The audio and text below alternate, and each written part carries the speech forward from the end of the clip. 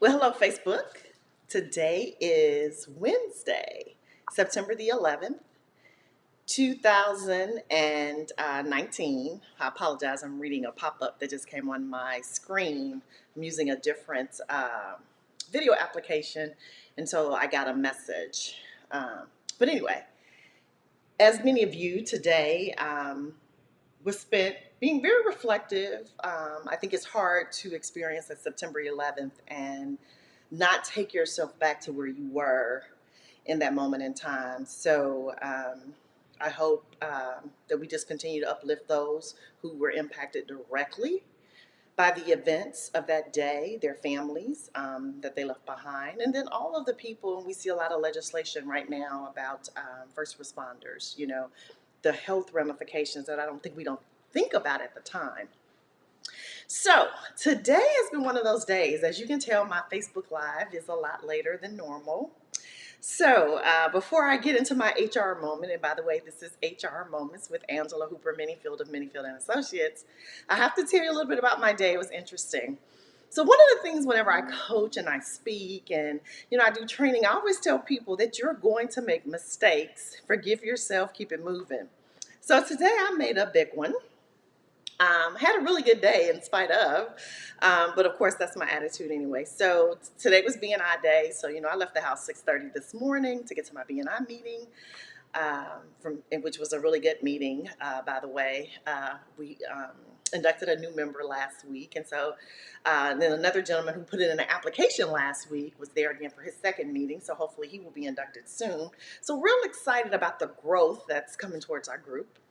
Left there instantly, went to a board meeting for a board that I've done a lot of work with here locally.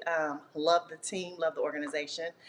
But as they move out of this current fiscal year, move into the new fiscal year, they wanted to report to the board some of the things that they have been doing, specifically in the area of professional development and personal growth. And because I am the contractor under a professional services agreement that has been, doing the coaching, workshops, masterminds, and things like that, I had to speak at the event. Great event, met some really nice people. People very passionate about helping the community here in Newark, as well as people just very passionate about professional growth and personal development. So, and that's my sweet spot, right? So from there, jumped in a car. One of the assistant chancellors was so nice, took me to the train station because I had an appointment in the city. I had to go to Brooklyn. And I really haven't spent a lot of time in Brooklyn since I've been here. So my intention was to ride the train. I did not because I was afraid, and I could see some of the delays on the schedule, that it would make me late for my appointment. And that's just one of the things I refuse to be, if at all possible. So I decided to spend the extra money. And instead of riding the train to New York Penn Station and then either getting on another subway and or Uber, Lyft, I just took a Lyft or Uber all the way there. So spent more money, but got there 20 minutes early, which was really good because the address on the meeting location, the office was not quite in that building. It was a building over, so people had to find the person, yada, yada, yada. Great meeting. I'm looking forward to doing some adjunct, quasi-faculty work there in the HR field. So that's really exciting and having an opportunity to continue to grow my audience. So this is all really good. So finished the meeting. Everything's great. I'm headed back to Newark. It's probably now about 3:30ish. Well, I rode the subway and then got back to Penn Station. I got on the wrong train. Now, here's the funny part. I didn't get on the wrong train going the wrong direction. I got on the right direction, but I got on the wrong train. And because it was an express, and I don't know that I've ever ridden an express, I typically, I guess, ride the one that makes all the stops. Um, let's just say I was probably an hour out of my way before I could finally get off the train because it was an express and it wasn't making as many stops. Then to figure out how to get back on the right train and get back home. And then the one that I got back on was making all the stops. So long story short, I literally just got home and it's like almost 7 o'clock. So it took me like 3 hours to make it from a location that should have taken me 20 minutes to get back to the city. So anyway, that's my faux pas for the day. it was a great opportunity to turn some things over in my mind. My new program launches, my founder's launch is tomorrow. So I'll probably be up late working on that, sending out emails. But the fact that I missed my exit, as in I didn't see when we were there, and that I got on the wrong train totally, to me is kind of comical. As tired as I was, as bad as my feet were hurting.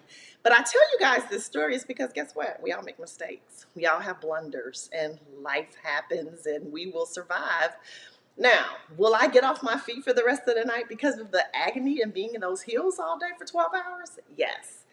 But beyond that, I'm doing great. So anyway, great day, great opportunity to talk about human resources, how I can help and equip supervisors. It was just really a great day.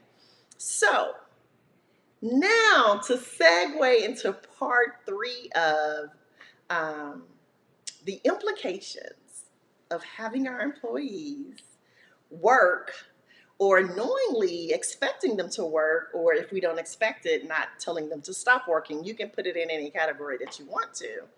But what are the implications of that to the mission, to the KPIs, to the overall objectives of the organization? Because see, here's the funny thing.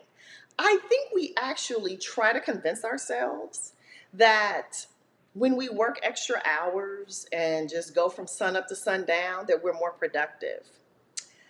I would beg to differ that you're probably not. Maybe the first day, right? You got a couple extra hours in, you got some things done.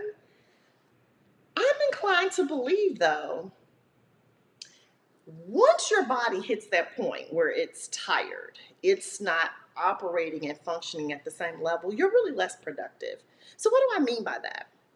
If it normally takes you 30 minutes to complete a form or fill out a report or give an update, I'm betting as you get more and more tired and drained and lethargic, that same report that took you 30 minutes is now taking you 45 minutes. Or it's taking you an hour. Or if in your being a workaholic, you find that you answer the phone or reply to every email as it pops up because you're thinking, oh, I'm being responsive. No, you're really interrupting your flow. And for every minute of interruption, guess what? It takes you about 5 to get back to where you were. So there are little things that, I tell people to do when we're working on, some people ask me about time management. You may or may not have heard me say this, that I don't do time management because I don't believe you can manage time. You can manage yourself. So we can set priorities and we can self-manage, but you cannot manage time because you can't manage something that you can't control. That's my belief. I'm sticking to it. Those of you who do self-management, time management trainings, or who go to them, I salute you. I'm not telling you you're wrong, but what I am telling you is I have never been able to manage something I did not control. Hence, I cannot manage my time. I can manage me and what I do with my time, but that's neither here nor there. So in these scenarios, when I'm talking to people about getting things done and priorities, one of the things that we talk about is, set time aside to, return calls or respond to emails, do things in blocks of time and set timers. But then close all those notifications. Because if you respond to every email as it pops up, you'll find that whatever you're working on or need to be really focused or in the weeds about, you're constantly in and out of it, in and out of it. It's taking you longer. There's a reason why you hear people say they like to come to work early or stay late when nobody's there, because there are less interruptions. And they say, oh my gosh, I get so much done. My team used to always say when I would telework, they were like, oh my goodness, my boss used to call me Hooper. He was like, oh, Hooper's teleworking today, because they would just get this, email, or I would respond to things that had been in the queue for days or weeks because I was so productive. But the reason why I was so productive when I teleworked was because there was nobody coming into my office. People weren't walking by. I'm a visual learner, so anytime somebody comes past, it's my nature to look up. So anyway, there are ramifications to the deliverables, to the KPIs, key performance indicators, to the mission, to the goal, when we work people excessively. So the other thing is also, what is the impact it has on you? So I was reading this article, and I'll share it with you. And it talked about stress. And we know that working a lot can create stress. And one of the things it says is, in order to reduce stress, you need to take more breaks. Part of taking a break means you shut off work.